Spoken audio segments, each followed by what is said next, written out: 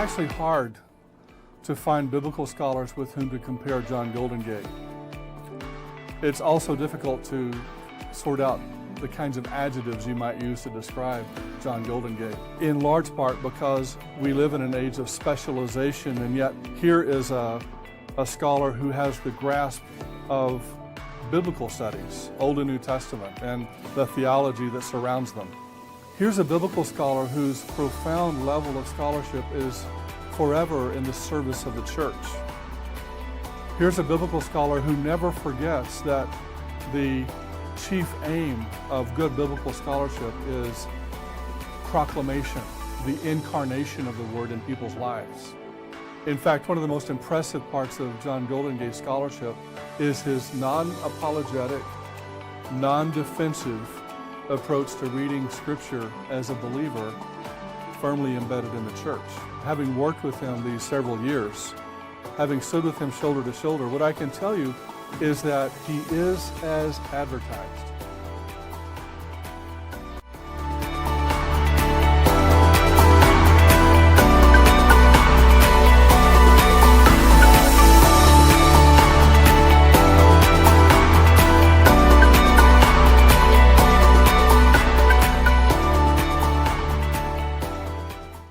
Daniel chapter 3.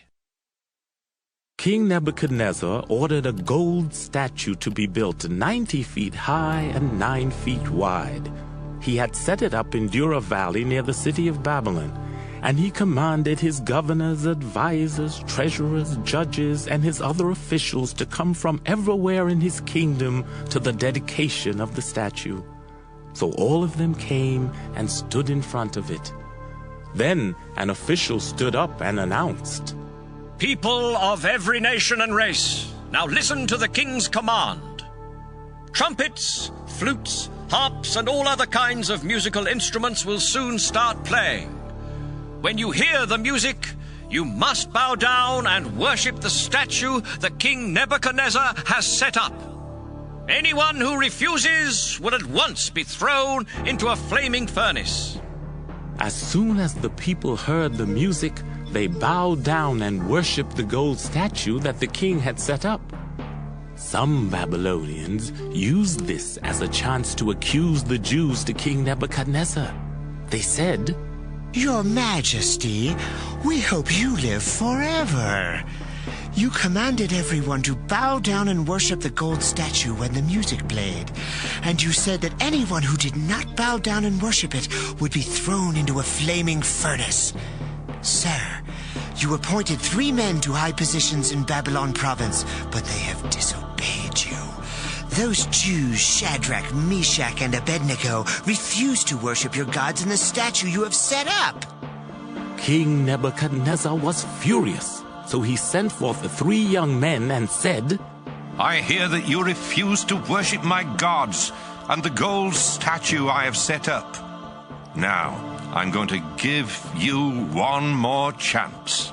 If you bow down and worship the statue when you hear the music, everything will be all right. But if you don't, you will at once be thrown into a flaming furnace. No God can save you from me." The 3 men replied, "Your Majesty, we don't need to defend ourselves. The God we worship can save us from you and your flaming furnace. But even if he doesn't, we still won't worship your gods and the gold statue you have set up." Nebuchadnezzar's face twisted with anger at the 3 men, and he ordered the furnace to be heated 7 times hotter than usual. Next, he commanded some of his strongest soldiers to tie up the men and throw them into the flaming furnace. The king wanted it done at that very moment, so the soldiers tied up Shadrach, Meshach, and Abednego and threw them into the flaming furnace with all their clothes still on, including their turbans. The fire was so hot that flames leaped out and killed the soldiers. Suddenly, the king jumped up and shouted, Weren't only 3 men tied up and thrown into the fire? Yes, Your Majesty. The people answered. But I see 4 men walking around in the fire. The king replied, None of them is tied up or harmed. And the 4th one, looks like a god.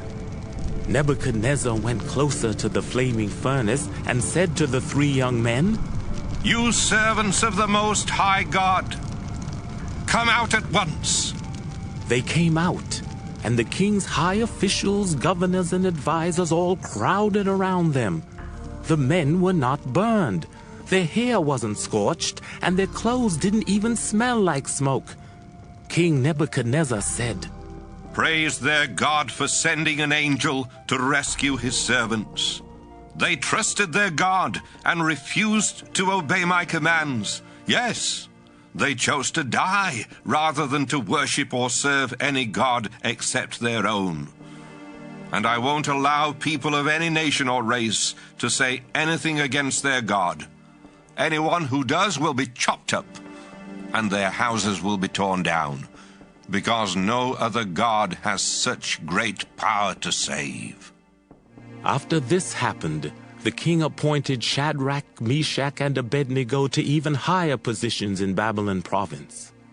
Daniel अध्याय 3। Daniel भविष्यवक्ता की पुस्तक अध्याय 3। नबूकदनेस्सर राजा ने सोने की एक मूरत बनवाई, जिसकी ऊंचाई 60 हाथ और चौड़ाई 6 हाथ की थी, और उसने उसको बाबुल के प्रांत के दूरा नाम मैदान में खड़ा करवाया। तब नबूकदनेस्सर राजा ने अधिपतियों, हाकिमों, गवर्नरों, जजों और खजांचियों, न्यायियों, शास्त्रियों आदि प्रांत प्रांत के सब अधिकारियों को बुलवा भेजा कि वे उस मूरत की प्रतिष्ठा में जो उसने खड़ी करवाई थी आए। तब अधिपति, हाकिम, गवर्नर, जज, खजांची, न्यायी, शास्त्री आदि प्रांत प्रांत के सब अधिकारी नबूकदनेस्सर राजा की खड़ी कराई मूरत की प्रतिष्ठा के लिए इकट्ठे हुए और उस मूरत के सामने खड़े हुए।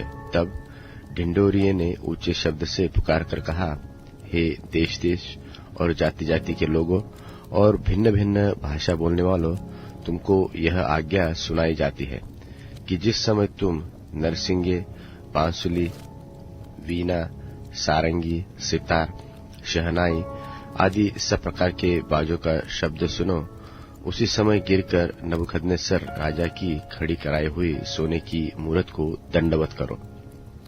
और जो कोई गिरकर दंडवत न करेगा, वह उसी घड़ी धधकते हुए भट्टे के बीच में डाल दिया जाएगा। इस कारण उस समय जो ही सब जाति के लोगों को नरसिंगे, बांसुली, वीणा, सारंगी, सितार, शहनाई आदि शब्द प्रकार के बाजों का शब्द सुन पड़ा, त्यों ही देश देश और जाति जाति के लोगों और भिन्न भिन्न भाषा बोलने वालों ने गिरकर उस सोने की मूरत को जो नबूकदनेस्सर राजा ने खड़ी कराई थी दंडवत की। उस समय कई एक कसदी पुरुष राजा के पास गए और यह कहकर यहूदियों की चुगली खाई। वे नबूकदनेस्सर राजा से कहने लगे, हे राजा, तू चिरंजीव रहे। हे राजा, तूने जो आज्ञा दी है कि जो मनुष्य नरसिंगे, बांसुली, वीणा, सारंगी, सितार, शहनाई आदि सब प्रकार के बाजों का शब्द सुने, वह गिरकर उस सोने की मूरत को दंडवत करे, और जो कोई गिरकर दंडवत न करे, वह धधकते हुए भट्टे के बीच में डाल दिया जाए। देख, शद्रक, मेशक और अबेदनगो नाम कुछ यहूदी पुरुष हैं, जिन्हें तूने बाबुल के प्रांत के कार्य के ऊपर नियुक्त किया है। और उन पुरुषों ने, हे राजा, तेरी आज्ञा की कुछ चिंता नहीं की। वे तेरे देवता की उपासना नहीं करते, और जो सोने की मूरत तूने खड़ी कराई उसको दंडवत नहीं करते। तब नबूकदनेस्सर ने रोष और जलजलाहट में आकर आज्ञा दी कि शद्रक, मेशक और अबेदनगो को लाओ। तब वे पुरुष राजा के सामने हाजिर किए गए। नबूकदनेस्सर ने उनसे पूछा, हे शद्रक, मेशक और अबेदनगो, तुम लोग जो मेरे देवता की उपासना नहीं करते और मेरी खड़ी कराई हुई सोने की मूरत को दंडवत नहीं करते, सो क्या तुम जानबूझकर ऐसा करते हो? यदि तुम अभी तैयार हो कि जब नरसिंगे, बांसुली, वीणा, सारंगी, सितार, शहनाई आदि सब प्रकार के बाजों का शब्द सुनो, तो उसी क्षण गिरकर मेरी बनाई हुई मूर्त को दंडवत करो तो बचोगे, और यदि तुम दंडवत न करोगे तो इसी घड़ी धधकते हुए भट्टे के बीच में डाले जाओगे। फिर ऐसा कौन देवता है जो तुमको मेरे हाथ से छुड़ा सके? शद्रक, मेशक और अबेदनगो ने राजा से कहा, हे नबूकदनेस्सर, इस विषय में तुझे उत्तर देने का हमें कुछ प्रयोजन नहीं जान पड़ता। हमारा परमेश्वर जिसकी हम उपासना करते हैं हमको उस धधकते हुए भट्टे की आग से बचाने की शक्ति रखता है, वरन हे राजा, वह हमें तेरे हाथ से भी छुड़ा सकता है। और जो भी हो, परंतु हे राजा, तुझे मालूम हो कि हम लोग तेरे देवता की उपासना न करेंगे और न तेरी खड़ी कराई हुई सोने की मूर्त को दंडवत करेंगे। तब नबूकदनेस्सर झल्ला उठा और उसने चेहरे का रंग ढंग शद्रक, मेशक और अबेदनगो की ओर बदल गया, और उसने आज्ञा दी कि भट्टे को 7 गुना अधिक धधका दो। फिर अपनी सेना में के कई एक बलवान पुरुषों को उसने आज्ञा दी कि शद्रक, मेशक और अबेदनगो को बांधकर उस धधकते हुए भट्टे में डाल दो। तब वे पुरुष अपने मोजों, अंगरखों, बागों और वस्त्रों सहित बांधकर उस धधकते हुए भट्टे में डाल दिए गए। वह भट्टा तो राजा की दृढ़ आज्ञा होने के कारण अत्यंत धधकाया गया था।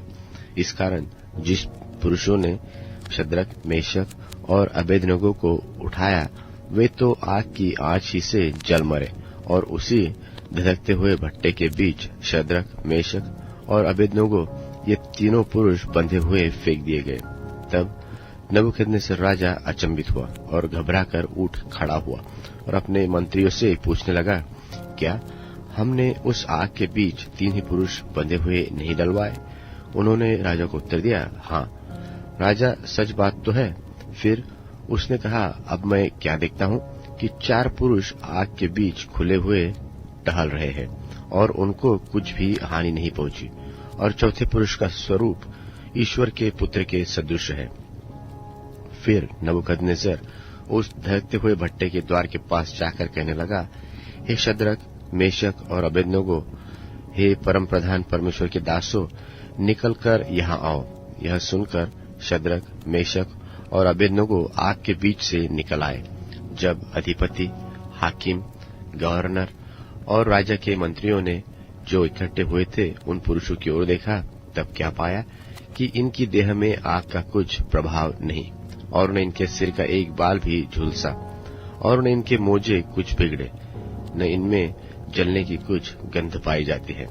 नबूकदनेस्सर कहने लगा, धन्य है शद्रक, मेशक और अबेदनगो का परमेश्वर, जिसने अपना दूत भेजकर इन दासों को इसलिए बचाया कि इन्होंने राजा की आज्ञा न मानकर उसी पर भरोसा रखा, वरन यह सोचकर अपना शरीर भी अर्पण किया कि हम अपने परमेश्वर को छोड़ किसी देवता की उपासना व दंडवत न करेंगे।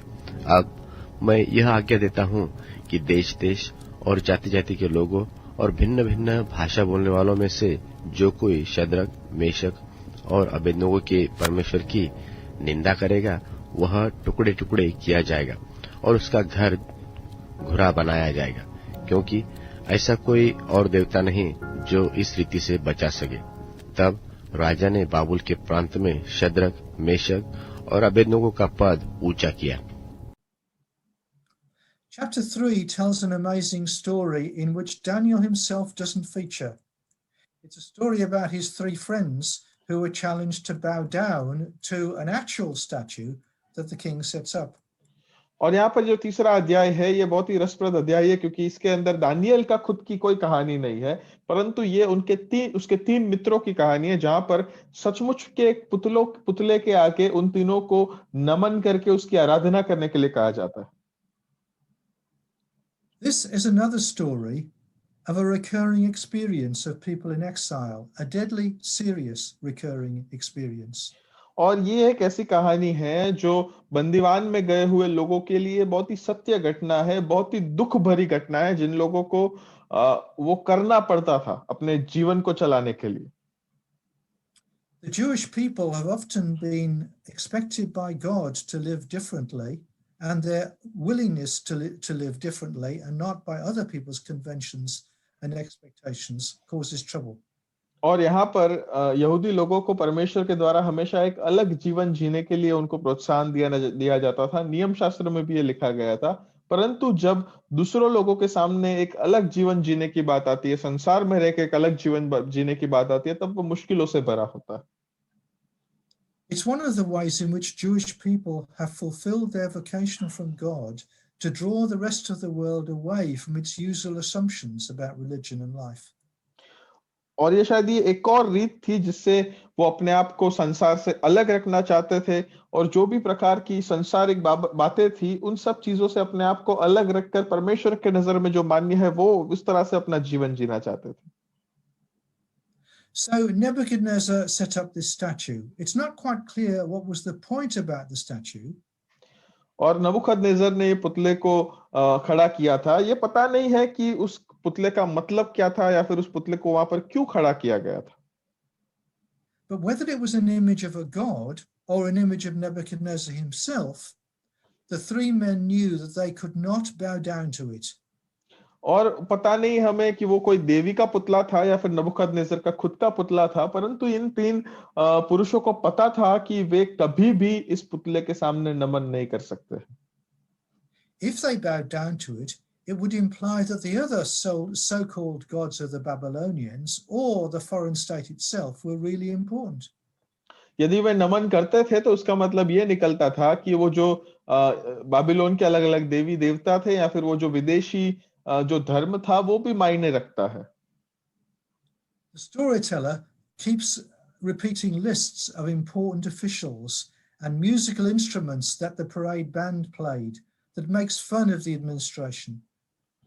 और वहां पर ये जो कहानी का लिखने वाला है वो निरंतर जो है एक के बाद एक दोहराते हुए इन जो भी अधिकारी थे उनका नाम लिखता है, और उसके साथ साथ उन सब वाजिंत्रों का या फिर उन सब संगीत के बजाने वालों का नाम भी वहां पर वो लिखता है जो लोग उस व्यवस्था का मजाक उड़ा रहे थे।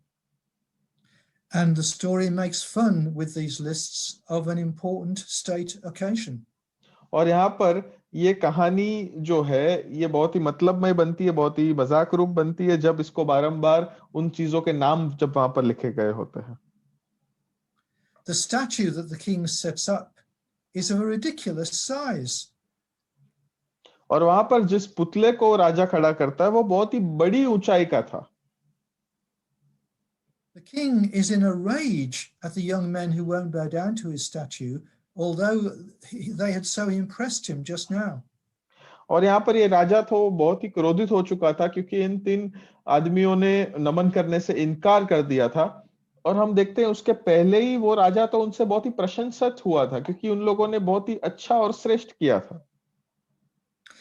The king's rage also makes him an object of fun. और यहाँ पर ये जो राजा का क्रोध था उससे वो खुद भी मजाक रूप बनता है। The police, as it were, who are supposed to be looking after this occasion and making sure that people lived in the right kind of way in relation to this statue, themselves tumble to their deaths. और यहाँ पर हम देखते हैं कि जो police थी उस समय की या फिर जिन लोगों को व्यवस्था के लिए वहां पर खड़ा किया था कि हर एक लोगों को इस पुतले के सामने नमन करके उसकी आराधना करनी है, वो लोग खुद भी डर के मारे कांप के मर जाते हैं। The king makes it a capital offense, something for which you get executed, not to worship Yahweh. और यहाँ पर ये जो राजा है वो यहोवा की आराधना न करना, अगर जो लोग करते हैं वो उसको राजद्रोही कहा जाता है, देशद्रोही कहा जाता है, फिर उनको मार डालने तक की वो उनको सजा दे सकता था। Which is about as silly as making it an offense not to worship Yahweh. और ये बहुत ही मूर्खपना था यदि उन लोगों ने ऐसा नियम बनाया था कि यहोवा की आराधना नहीं करना है। The story is funny, but it's deadly serious. और यहाँ पर ये जो कहानी है वो बहुत ही मजाकिया है परंतु बहुत ही गंभीर भी है उसके साथ साथ। The three men are threatened with dying because they stand by the truth about God and the truth about the state. और यहाँ पर ये जो तीन पुरुष थे वो मरने वाले थे क्योंकि वो जो है परमेश्वर के बारे में सत्य को पकड़ के रखते हैं और उस देश का जो सत्य है, जो असत्य था उनके लिए, उसे भी वो पकड़ के रखते हैं। This was not just a theoretical problem for Jews. ये कोई लिखी पढ़ी के बारे में केवल एक समस्या नहीं थी यहूदियों के लिए। But these three Jews know that this God of theirs could rescue them from a red-hot blazing furnace. परंतु ये 3 यहूदियों को बहुत ही अच्छे से पता था कि लाल गुम ऐसी भट्टी से भी, आग से भी परमेश्वर उन लोगों को बचा लेगा। And they are convinced that he's going to rescue them. और उनको ये पक्का निश्चित पता था कि वो उनको छुटकारा देने ही वाला था। But they are going to stay committed to this God, whether he rescues them or whether he doesn't rescue them. परंतु उन लोगों ने निर्णय लिया था कि वो लोग इस परमेश्वर को समर्पित रहेंगे ही, परमेश्वर उनको छुड़ाए या फिर ना छुड़ाए। If God really rescued these three men, it doesn't mean that God always does that for people. अगर परमेश्वर ने इन तीनों को ये आग की भट्टी से बचा लिया था, इसका मतलब ये नहीं कि परमेश्वर हमेशा आग की भट्टी से सबको बचाता है। Both Jews and Christians have often been in the position that the three youths were put in, and God did not rescue them. और कई ऐसे मसीही लोगों को या फिर यहूदी लोगों ने भी ऐसे आग की भट्टी की परिस्थिति में से अपने जीवन में वे लोग गुजरे होंगे, और हमेशा ऐसा जरूरी नहीं है कि परमेश्वर हमेशा उस आग की भट्टी में से हम सबको निकाले। But the story encourages us to believe that God is the God of life and the God who is greater than death. और हमारा ये जो कहानी है सचमुच में हमें प्रोत्साहित करती है कि हम ये याद रखें कि हमारा परमेश्वर जो है वो जीवन का परमेश्वर है, और हमें बचाता है, परमेश्वर अपनी कृपा में हमें रखता है। And it encourages us to be willing not to bow down to another God or to the empire, even if it costs us our life. और हमें इस बात के लिए भी प्रोत्साहन देती है कि हमें कोई और परमेश्वर या फिर कोई पुतले के सामने झुकना नहीं है, यदि उसके सामने हमें हमारी जान भी क्यों ना देनी पड़े। That's the end of our study of chapter 3. आज हम ये तीसरे अध्याय का जो हमारा मनन है उसका ये अंत था।